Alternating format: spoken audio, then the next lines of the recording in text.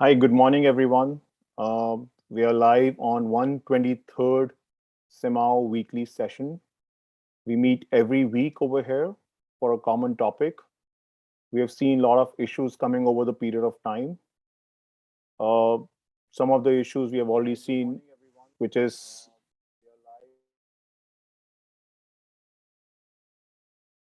sorry, yeah. So a lot of issues which keep coming up. So pandemic is one of the issues which where we all collectively 19 national medical associations came together and we started sharing a common platform. We started discussing the raw data. We come to a consistent statement, and then we give the education to the world. So today we have a very important speaker. She is from she's right now in India, but she is a founder for Global Cancer Strategies.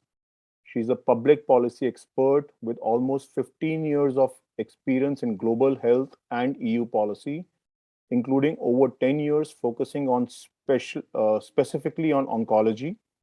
She has worked for a public and a non-profit sector, for example, intergovernment organizations, scientific societies, and multi-stakeholder initiatives, for example, European Society of Medical Oncology, Rare Cancer Europe, Rare Cancer Asia, and many others.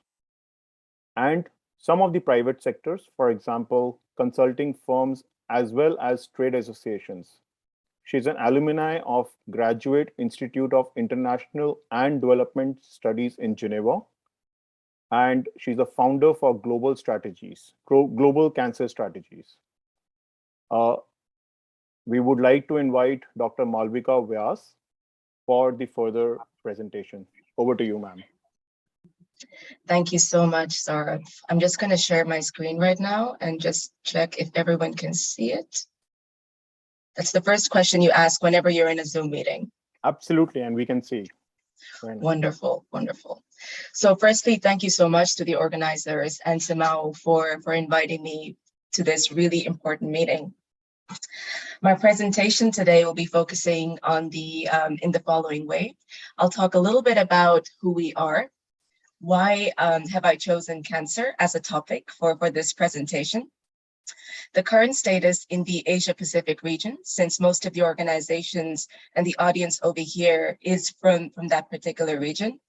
The crucial role of medical associations. And lastly, I will try to make a case for cancer policy.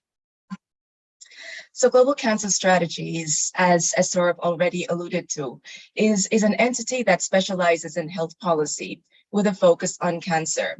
We try to partner with all those who want to work together to build a better global foundation to tackle a complex group of diseases, that is cancer, such as academic institutions, multi-stakeholder initiatives, hospitals, scientific societies, medical associations, and any entity who would like to work with us to achieve this particular goal.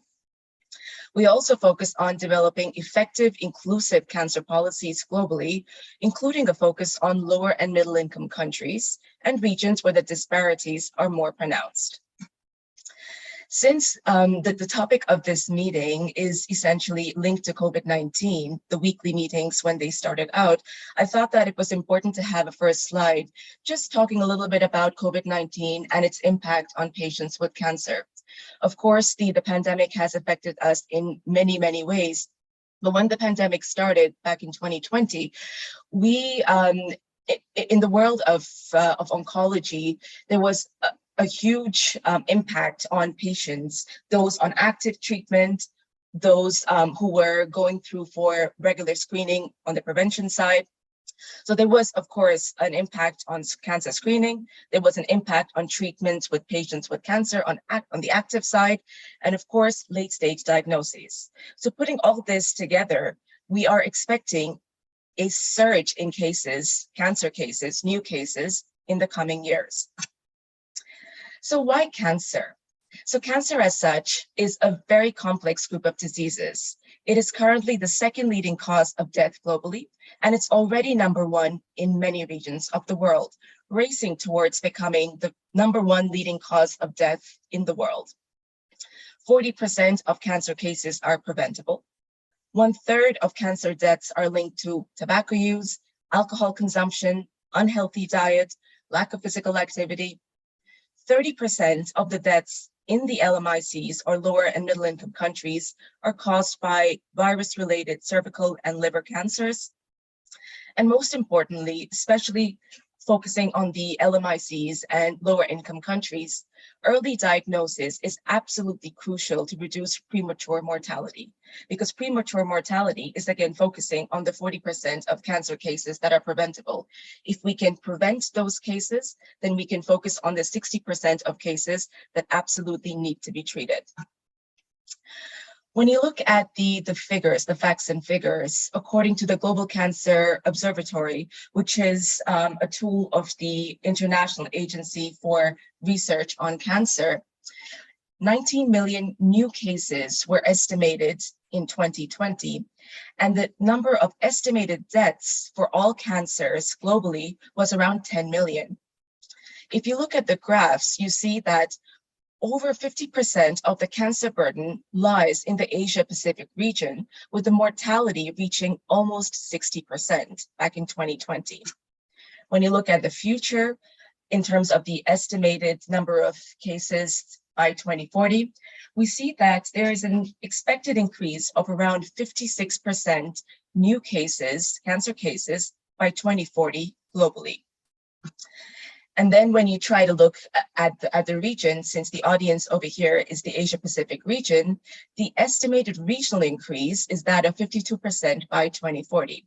I'd like to point out that these figures are, of course, updated on a regular basis. That means that if in 2020, the estimation of new cases by 2040 was 14.6 million, when Global Can does another update, the cases will definitely rise because the cancer burden is increasing on a daily basis.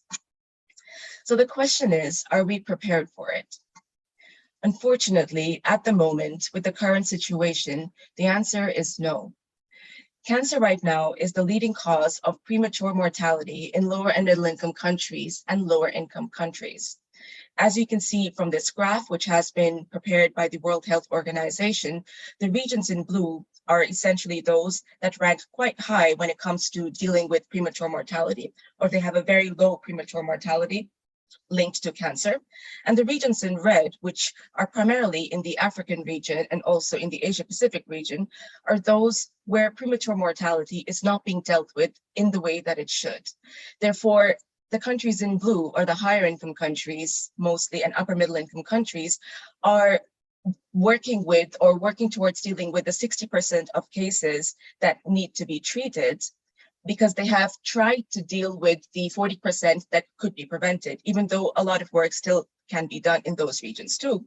But the regions in red still need to tackle the 40% that can be prevented, 40% of cancer cases. So we've talked about the number of cases and the facts regarding oncology across the world and regionally. But when we talk about cancer policy, what exactly does it mean? The first phase in this is to start from scratch, i.e. review the status quo. That means understanding the burden of cancer nationally, ideally through disease-based registries, evaluating the existing workforce and infrastructure versus cases nationally. The second phase is to develop a national cancer control plan, considering the epidemiology of cancer, available resources and needs, and national needs. And the last and most important phase is to implement the National Cancer Control Plan tailored to the country, with an emphasis on prevention in lower and middle income countries and lower income countries, and building a solid infrastructure to deliver care. But before we talk about the ideal scenario when it comes to cancer policy, it's also very important to acknowledge the global disparities in income levels, which can be seen from this graph. The higher income and the upper middle income countries are reflected in the blues, and the lower middle income and the middle income countries are reflected in the reds. The income disparities inevitably lead to inequities in care, which are in turn indicated by the availability or lack thereof of comprehensive cancer treatment. As you can see from this graph, more than 90% of high-income countries have treatment services for patients with cancer. and less than 15% of low-income countries have treatment services for patients with cancer. So what are the important developments regarding cancer policies? Once again, we have looked at the facts and figures. We have understood that there's going to be a surge in cases in the coming years, also partly linked to COVID-19, but also linked to late-stage diagnoses and many different aspects of the oncology spectrum. The point that I wanted to emphasize is that we all know that healthcare in general is a national competence. That means that every country will be developing health policies and plans that are relevant and important for the benefit of their citizens, for the healthcare of their citizens. But when there are areas that require the world and regions to come together to tackle a particular area, which is affecting every single country in the world, public policies need to be made at the supranational and regional levels. And also organizations and entities such as the World Health Organization, which is a specialized agency of the United Nations, they also start focusing on these areas in order to make sure that the world is prepared to deal with such important, such complicated diseases. So from this graph, as you can see, you see that at the global level, there is indeed a focus on cancer. There is the Global Breast Cancer Initiative, the Global Strategy to Accelerate the Elimination of Cervical Cancer, 2 cancer resolutions that were created by the World Health Organization. At the European Union level, which is a regional entity comprising of 27 EU member states, where health is still a national competence, all the countries came together and decided to create Europe's Beating Cancer Plan. And I'll talk about that a little bit in a second. They also created European reference networks, which focus on rare cancers. And lastly, in the Asia-Pacific region, since the audience is indeed from this region, we have the National Cancer Control Plans or non-communicable disease plans in most countries. So I talked a little bit about Europe's Beating Cancer Plan, and I want to spend a little bit of time on this. So in Europe, as you know, we have the supranational body of the European Union that aims to oversee the welfare of the 27 EU member states. Healthcare is always a national competence, but when it comes to certain areas, certain topics which affect all the countries, the 27 EU member states came together and they decided to focus on cancer because they realized that the burden of cancer was increasing, and if nothing was done to tackle it at this particular moment, in the future it would be very, very hard for the union as such to tackle it. And also cancer is being used as a pilot case because as the lifestyles are changing, the population is aging, the diseases are becoming more complex. Therefore, if we're able to treat cancer in a holistic way and provide the best care to the citizens and the people in the world, it will be much easier for us to tackle all the complex diseases that are to come in the future that we don't even know of. So in Europe, the 27 countries came together. They developed the Europe's Beating Cancer Plan, which currently has 10 flagship initiatives, which are based on the data that has been collected in the European Union. These initiatives are then supported by over 70 supportive initiatives. The Beating Cancer Plan brought the countries together, and it now forms the foundation for any and every policy that aims to tackle cancer. But since we're talking about the Asia-Pacific region, I would like to highlight a few challenges that the region is currently facing. The region as such is a very heterogeneous region with varied healthcare systems, from out-of-pocket expenditure to universal health coverage in some. There is a rapid growth and changing lifestyles. There is the aging population, workforce shortages, which does not only apply to oncology and applies to actually at the moment all disease areas. The availability and access to healthcare and lack thereof, varied ethnicities and cultural taboos, lifestyle and dietary patterns, infectious diseases, lack of patient organizations, environmental pollution, lack of quality data, varied levels of implementation of cancer control plans. But the main challenge for the Asia-Pacific region is the implementation and update of the national cancer control plans. Most countries in the region have NCCPs. However, their translation to practice is lacking.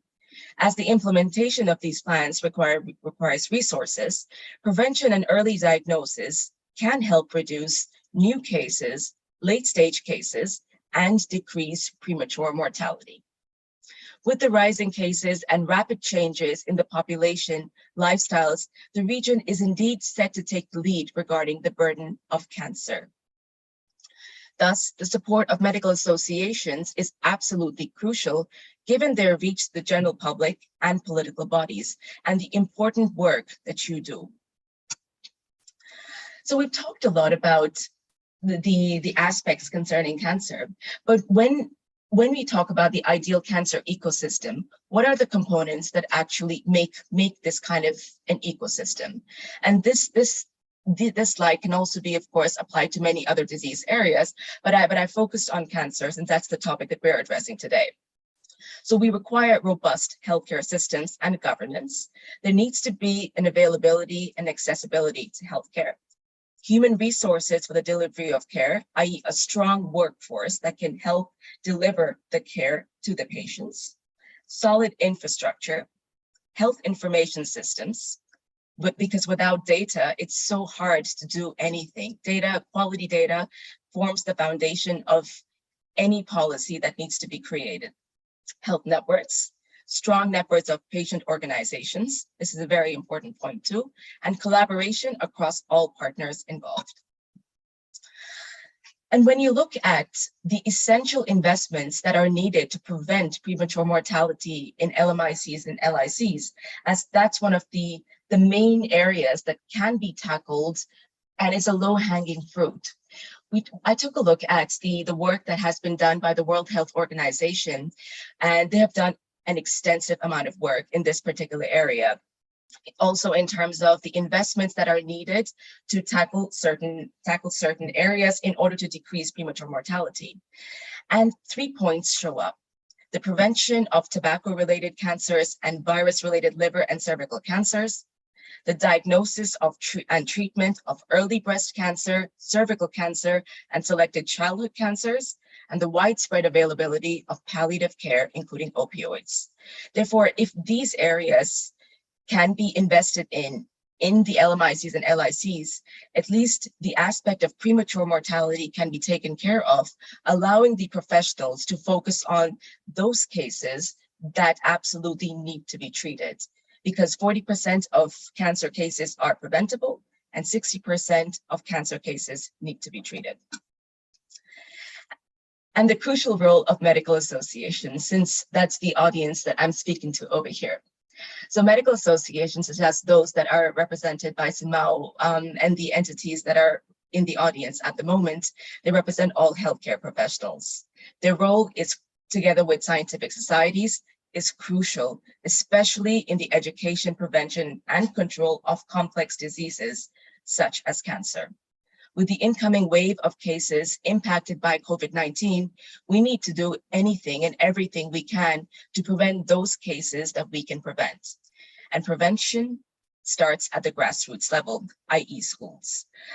Of course, the general awareness campaigns to the public are absolutely important, but I also believe that when it comes to lifestyle, when it comes to informing the population regarding prevention and what it means to have a healthy lifestyle, if that can be done through interactive measures at schools, then when the children become adults, it becomes much easier for them to understand what is the correct choice, the healthy choice, and when they're making other choices, they're aware of all of the aspects regarding that.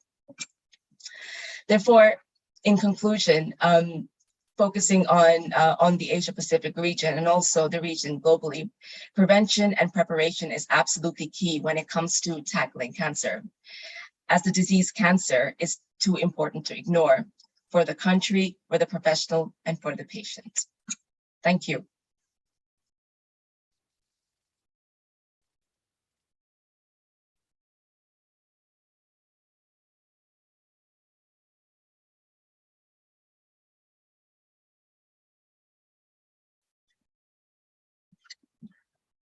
Are there any questions? Thank you, Dr. um, Malvika. And can we have uh, the floor for the question answers?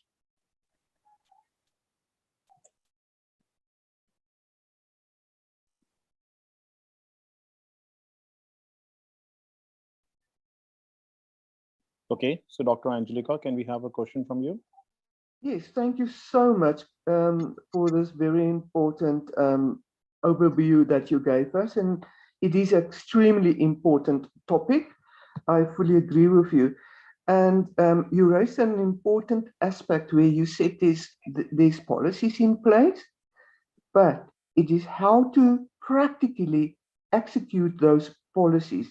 And I think that's where the problem is lying, because even in South Africa, there's policies in place, but the lack of physical implementing and treating those patients and getting them to the right health care or giving them the right health care treatment is a huge problem. And I think there's not enough emphasis on having the right infrastructure in a lot of the lower and mid-income countries. South Africa is still seen as a mid-income country, but we're actually one of the lower income countries if you look at our current situation. And there is also not enough trained healthcare doctors and personnel to treat those patients. So it's actually a multifaceted problem. It's a problem of funding, it's a problem of implementing, it's a problem of resources. How can one tackle that? Thanks. That's a very important question, and I think that that's one of the foundations of how we can try to tackle cancer policy, specifically in the lower and middle income countries. Because as you rightly said, the needs of the LMICs and LICs are very different compared to the needs of the developed world. And the LMICs and LICs, you indeed need to focus on the infrastructure, on the workforce, on basically creating the environment to treat the cases, whereas in the upper middle income countries and the high income countries, the infrastructure is already there. So there the focus is, of course, on treating the patients, getting the access to the services and treating the patients.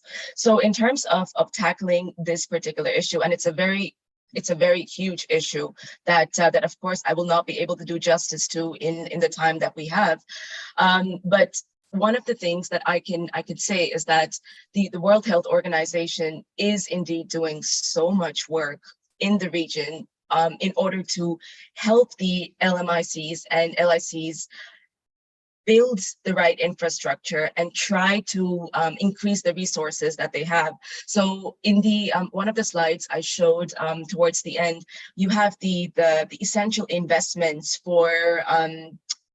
to reduce premature mortality in LMICs and LICs. And over there, of course, the focus was on preventing the cancers that could be prevented through prevention mechanisms. So if the investments are made based on the resources available in those areas, that can be tackled. The second thing is, and maybe we can talk about this after this call, there are a few tools that are being developed to assist countries in the world to choose where to invest their scarce resources. Because when the resources are scarce, you need to be investing them in the right way in order to get the best kind of outcome possible. So if you have that kind of a plan, that can be applied to the lower and middle income countries and LICs, it might make it a little easier and as a guidance document to invest the resources in those areas. I hope that helps. Thank you for the answer. I hope that answers your question. Dr. Angelica was from South Africa. Yes, Dr. Sajjad from Pakistan.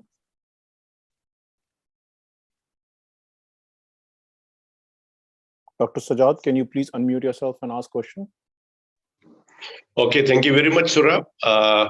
I'm sorry I joined late because of my professional commitment. I missed a few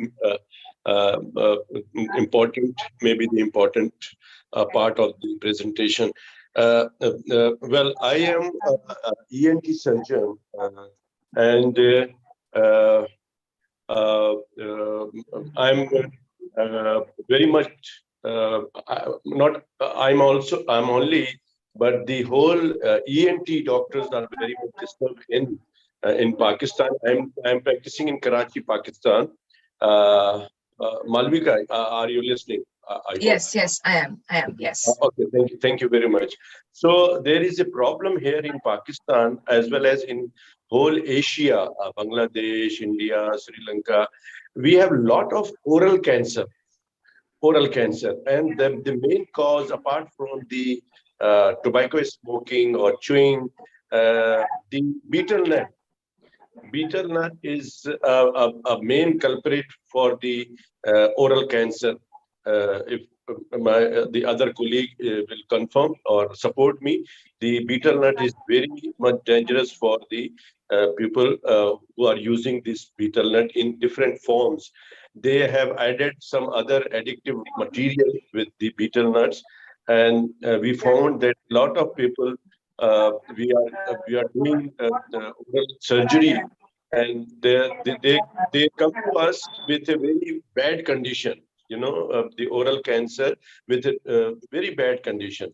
So I would like to know, do you have any policy about this root cause of oral cancer or cancer?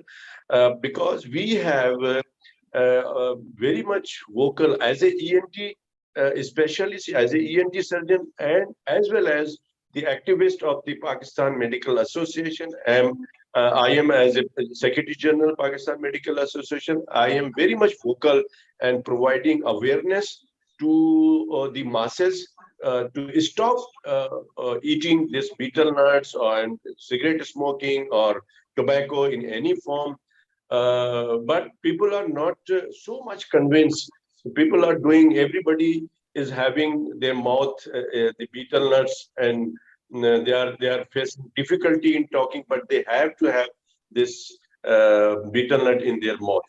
So what would be your suggestion or policy that I can inform the people, or especially to the young people? Young females people are more involved in this activity. Thank you. That's a very, very good question, Dr. Sajjan.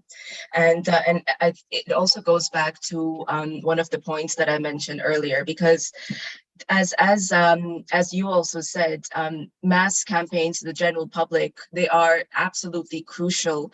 But there you're talking to an entity that has already made up their minds on moving on adopting and chewing the betel nut or smoking a cigarette, or they have, they're already addicted to it. So it's very, very important to continue those awareness campaigns, because, like I'm currently in India right now, and Bollywood is very big over here. So the one thing that I absolutely love about what the Indian government has done is that whenever anyone goes to watch a movie or any kind of movie in the cinema or even on television, there's always a very lengthy advertisement or lengthy information campaign when it comes to oral cancers. And I think that's very graphic. Sometimes even I can't see it because it's very graphic. So it really helps, I guess, inform the masses about what's happening. So I'm sure similar campaigns are happening all over the world. But the point that you raised regarding the younger population, I think that is absolutely crucial to address at this moment. And I think that it's something that is overlooked a little bit because of the focus on the mass awareness campaigns. But I feel that if you start the education at the grassroots level, i.e. start when the children are young, start interactive campaigns, interactive workshops, make them understand all the positives and well negatives, actually negatives of and the harms of tobacco use, betel nuts, whatever is endemic to that particular region. Then when the children become adults, young adults, they will be able to make a conscious choice when it comes to either choosing or not choosing. Because when a child is growing up, they absorb everything. And when they become young adults, that's when peer pressure happens. That's when they start looking at what's happening in social media, looking at what's going on online. So if they have all the information they have, growing up, they might be able to make the right decision, or at least make a conscious choice. Of course, this is something that we cannot control, but in terms of policies, the one thing that I would suggest is focus on the youth, focus on schools, focus on education in schools, so maybe middle school onwards, and then go from there. But perhaps we can talk about this after too, if you would like. Otherwise, I can. Okay, actually, I have been doing the awareness program in different institution, teaching institution like school, colleges. So sometime I myself, through Pakistan Medical Association and through the government, the Ministry of Youth Affairs, I am doing this. I am showing pictures, Wonderful. the horrible pictures of the oral cancer. So its effects, but similarly, we also demand to the government to ban this sale and manufacturing of different types of betel nuts, sweets supari and sweets betel nuts sort of thing. So we are doing this. Is it enough, or you can suggest something more we can do? Perhaps we can talk about this a little more offline too, because I do have a few ideas that that can potentially help increase awareness and improve the policy side of it in the region, if that would be okay with you. Thank you very much. Thank you. Thank you. Thank you. Can we have Dr. Pillai from India? Can you please go unmute yourself and ask question? Thank you. It has been a very good presentation, and the roadmap for control of cancer has been well enunciated. You did say that 40% of cancer are preventable, but then the protocol or roadmap for prevention and it's not well laid out, or at least it is not followed. One thing is that although the advertisement on smoking is banned, but you still see that in cinemas and all, the heroes smoke, and definitely the younger generation who consider them as heroes or ideal persons to follow do tend to the habit of smoking. So how effectively we can prevent it, even in cinemas, which has a great bearing on the psyche of the younger generation, and how to convey the message that smoking or alcohol is not good for health. That is one thing. Second is, of course, preventive aspect. Pap smear and mammogram, whether it is to be encouraged or routinely done, and there are some views which come that they are not cost effective or not should not be part of the protocol. So, what is your opinion on these two issues? So Malvika, before you answer this question, I have another, like, my opinion and a question. What I have noticed, and it's a very funny thing which I have noticed, people who smoke are generally outside at the time of the smoking, the advertisement when it comes, because they're smoking and they know that there's an hour where the movies will start a little later. And people who really want to smoke, I have seen a lot of people in the open space, they go outside and they smoke and they come back after probably first scene of the movie has started. So I don't know how effective is that advertisement. But what I've also seen, you talked about peer pressure. People working in the corporate culture. I have a lot of times I've seen that even the bosses, even the peers, they put pressure on younger generation who comes and join, and there is a very big note which comes in. Oh, you don't smoke? How will you network with people? Or you don't drink? How will you network with the people? So I don't know how much campaigning is really affecting and how much people who are really into it. Yes, it might affect a younger generation who are not smoking. They might see it, okay, it's not good for health, and parents also giving a lot of education about all these things that might help. But I think there is more for a campaigning, which needs to be done probably, and I really feel that sometimes when it comes on the health, people really feel that, okay, this is very close to the cancer thing coming up. That is when people start thinking, okay, let's drop the idea of smoking or something like that. So this is what what I thought, about it. I think they're all super interesting points, and they're actually really, really correct. So the thing with cancer is, and I think it also might help address the questions that that Dr. Pillay and yourself have asked. Because cancer is a disease that takes place inside the body in the very beginning, people are not able to, if people are not able to see something, if it's not tangible, it's very hard for them to put two and two together, saying that, oh, this has an effect on this. So the same thing for prevention too, right? So prevention is something long-term. Prevention, when you say that, don't smoke, have a healthy lifestyle, don't drink, all of these aspects, you're telling a generation and you're saying that, okay, don't do these things because it can potentially prevent a complex disease in the future.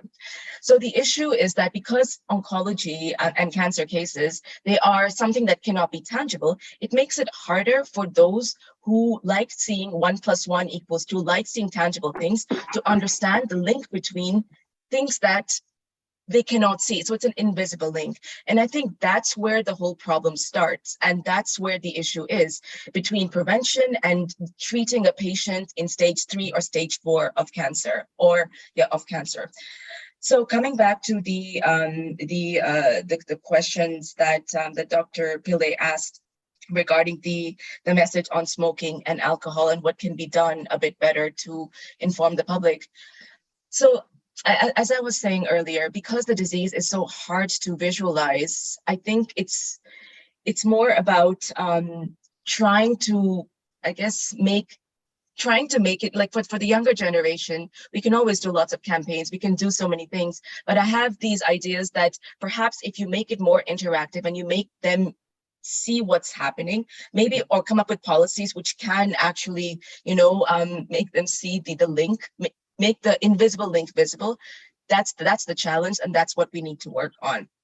And regarding the second question for mammogram, so breast cancer is something which is increasing, and it's one of the leading causes, well, the leading cause of death for women all across the world. And I think your question was regarding the cost of the mammogram, if it's cost effective. It is whether it is cost effective as a preventive measure, and also whether those has to be the protocol for prevention of breast cancer and cervical cancer, pap smear, and if they have to be in the protocol of the yes. So that it has, yes, so that's the first step when it comes to detecting the cancer. So I personally believe that a mammogram is absolutely important and crucial because it's a very important screening practice that needs to be done, and it helps detect the cases early on. And the earlier you detect the cases, the easier it is for us to treat. I hope that answers your question. Yeah, thank you. Another thing is that the chemotherapy is so expensive that most of the ordinary people cannot afford it. Yeah. So some intervention in that area, it costs lakhs of rupees for many of the chemotherapies.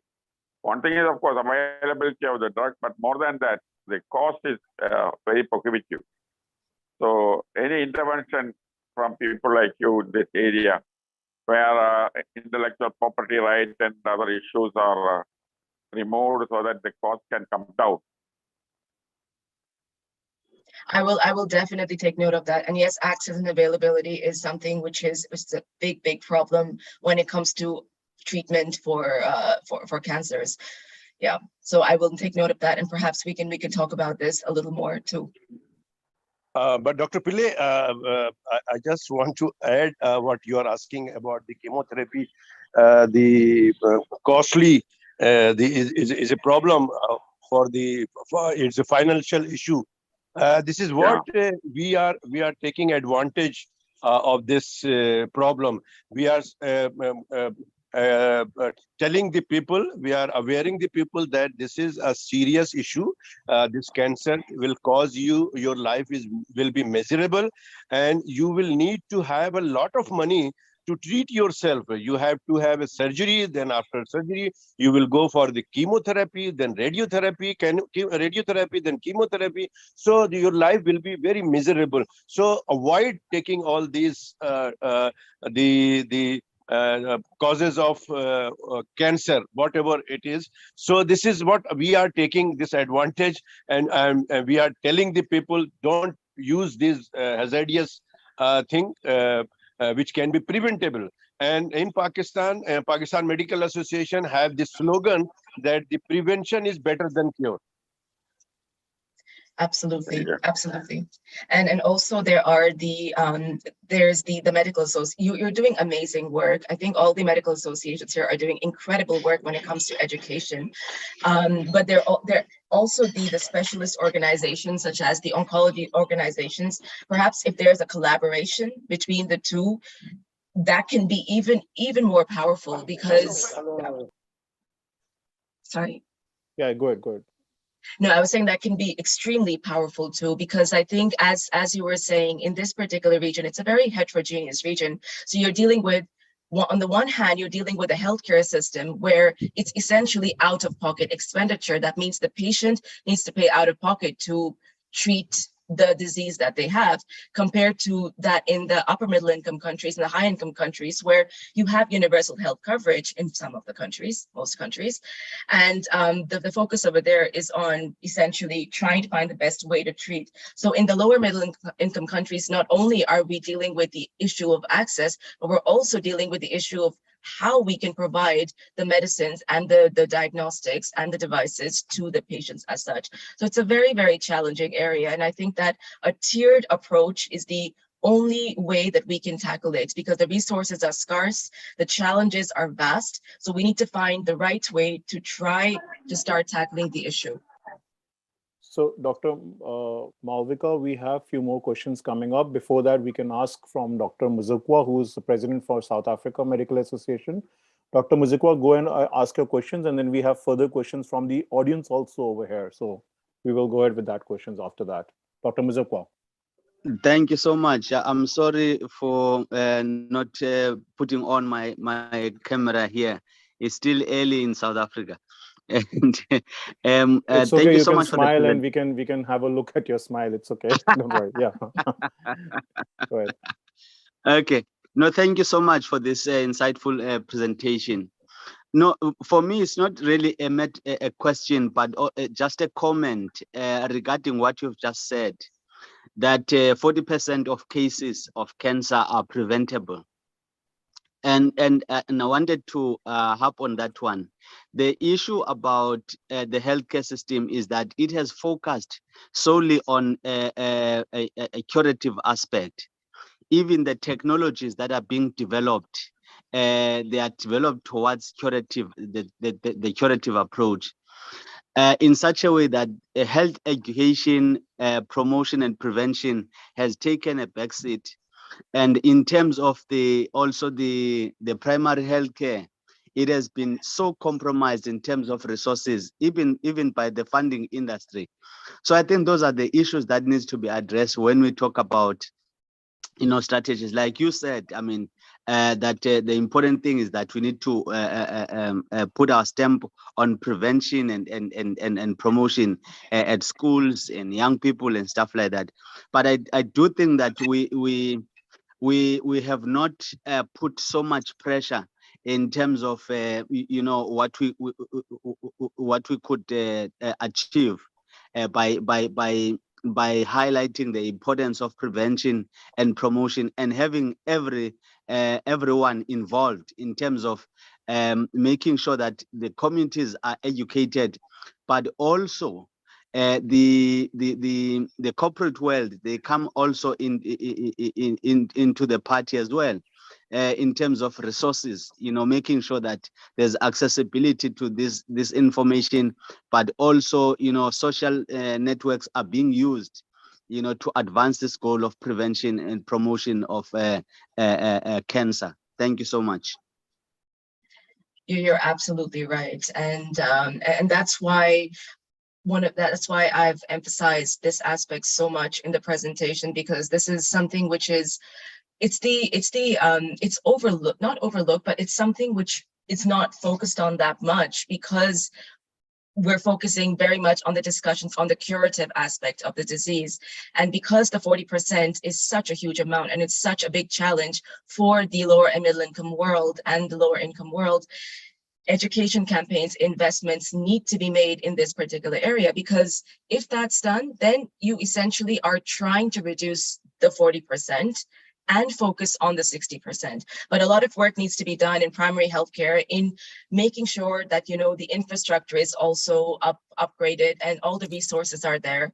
And that's something that we're definitely going to work towards that. Yeah. Okay, so Malvika, I have few questions. So we have seen people wearing masks now. Do you think people, like, I'm not concerned, like, I'm not talking about people who are smoking directly. I'm talking about passive smokers. I'm talking about construction workers, you know, where, you know, all those people. Do you think masking is one aspect which can prevent, you know, rise of cancer in the body? First question is that. And in terms of, you know, the construction worker, you know, people who are into such business lines, what is an impact of you know, lung cancer or all those cancers for them? You know, is there any research on that, and is there any work done on that? First question is that, and I'll let you answer that before I can ask the second question. Okay, so when you talk about masking, so you're saying, you're asking if masking can help prevent new cancer cases in Yes. general. So I think cancer does not usually spread. It's not an infectious disease. So masking can prevent infectious diseases, but in terms of links to oncology, it's not. There isn't any link, not that I know of. However, the second point that you mentioned, when it comes to those people working in the industries where they inhale a lot of chemical fumes and a lot of chemicals, their masking is absolutely crucial, because there is indeed a link. As one of the slides that I mentioned, there was a slide where the challenge was environmental pollution is one of the big challenges of the Asia Pacific region. And yes, the pollution is now being in air pollution, water pollution is being increasingly linked to cancer cases. So in terms of that, pollution is an aspect. Those working in the chemical industries, where, for example, asbestos is, you know, is quite prevalent, masking is absolutely crucial. But when it comes to common cancers, of course, there's no link between wearing a mask and reducing the number of cancer cases, preventing cancer. Okay, and the second question is like, you know, I know a family where, you know, they were traveling and they met with an accident. They were absolutely normal people. The accident just came up as a blessing in disguise, because when they went for a complete body scan, instead of the accident problem, they found out there was a cancer in the body, which they were not aware. You know, which probably, you know, as I said, it was a blessing in disguise for them to have an accident, which they were saying, oh, you know, they met with an accident, they had a bad luck and all that. But after that, when they realized there was a cancer in the body, it was probably blessing in disguise, because they could detect the cancer earlier stage. If they would have not had that accident, that would have probably gone to a second or a third stage to come up. So how do you, like, this question is probably for a general public, because there's an audience which is also a non-doctor audience over here. How, like, what do they do? What do they need to do? Like mammography, I know, is one of the tests which for a woman above 50, you know, should get it done to rule out a breast cancer. For coming a question on a Facebook, what prevention general public needs to make sure that, you know, they don't have a sleeping cancer cell in the body which can get activated anytime? Yeah. So the one thing that I would like to make clear, I'm not a medical oncologist, okay?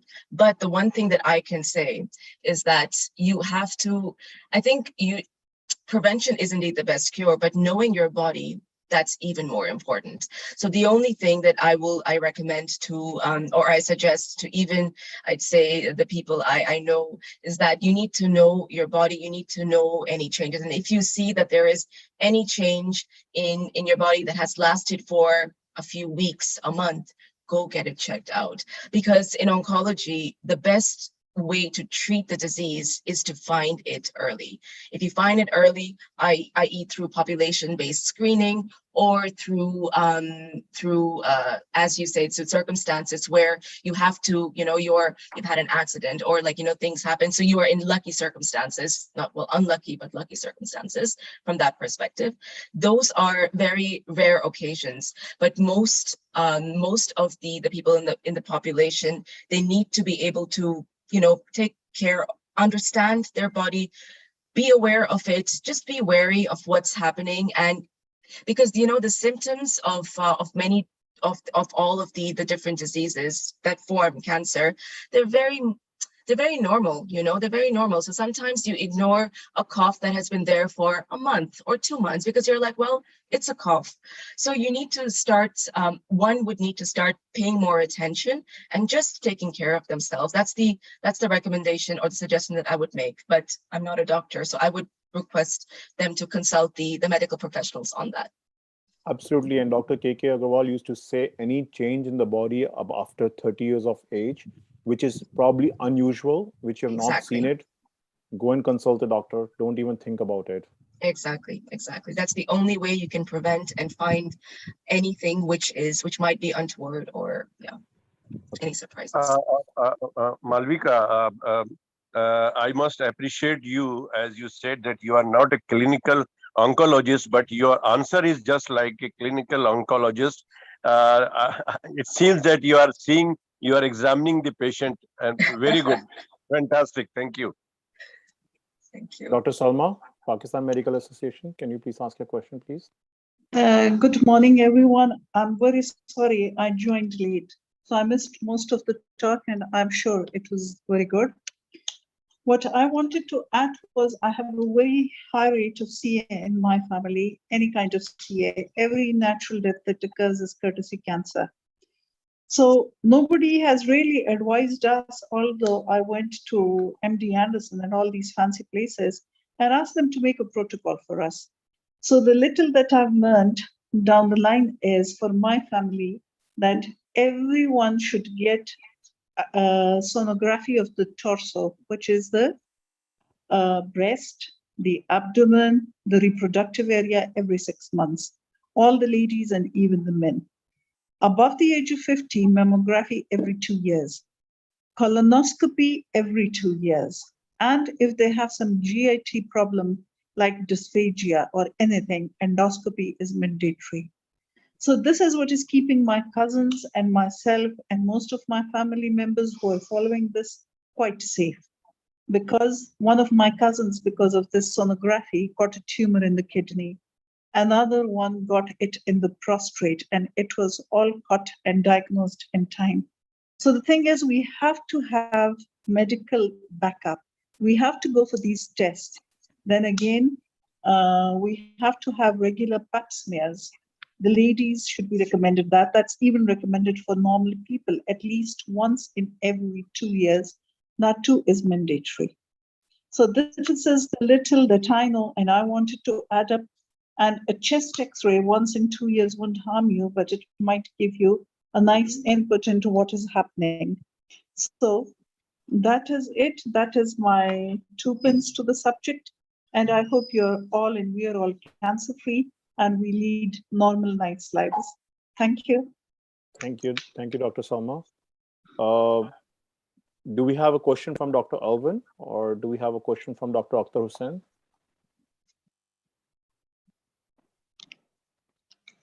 Dr. Alvin from Hong Kong Medical Association, are you available?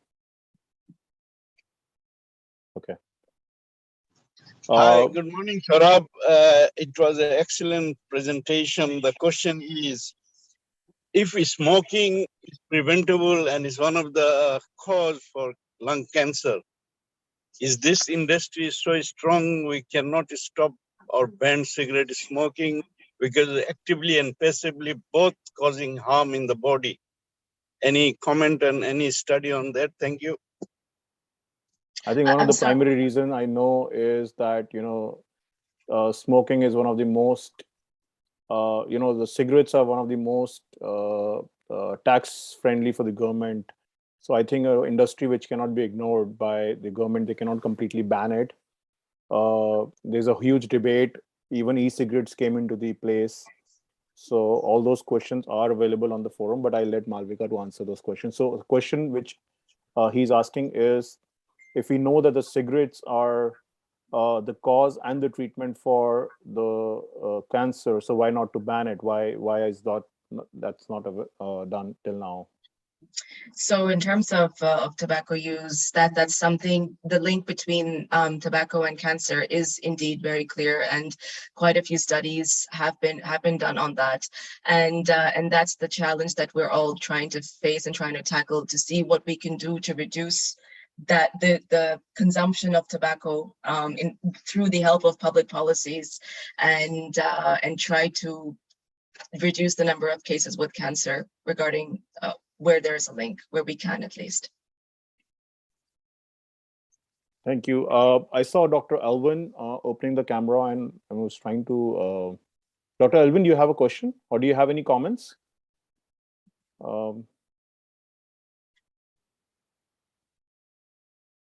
Okay, so he has to leave for a duty. He's from Hong Kong.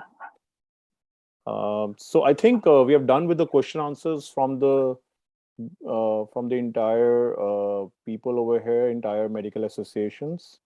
And I think we are done with the time as well. So I would really thank for a wonderful presentation and a wonderful knowledge session.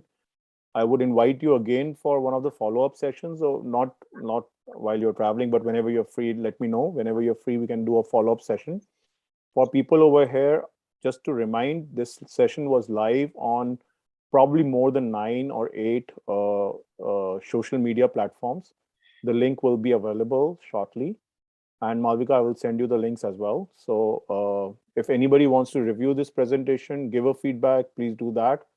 And we always encourage to bring more and more topics so that we can be all aware. So today, I think one of the presentation we have been enhanced with the wonderful knowledge from her. So thank you so much for joining in, and see you again on this forum again.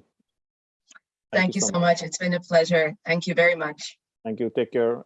Bye-bye. Thank you. Bye-bye. Bye-bye.